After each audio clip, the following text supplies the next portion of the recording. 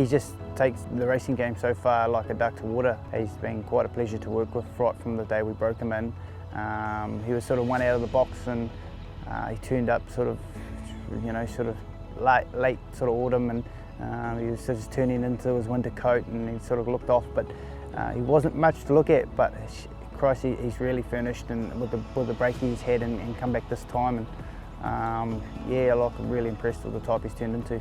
Probably he's a little bit, he was a bit quite timid right from day one.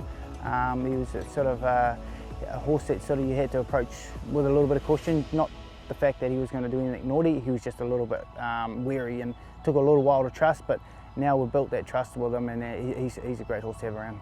He's only really had the one sort of walk through prior to today, and then he actually switched on so much, he just wants to be a racehorse. This family we've had a bit of success with. It's a fast family. He was a fast horse. We've bred the likes of Prom Queen and Swiss Rose out of this family, and obviously she's half sister to Joker's Wild, who is a very, very good horse. So we just thought with that speed, and he looks like he could be pretty fast. Oh, they're very similar to himself. Like, he's a fantastic type.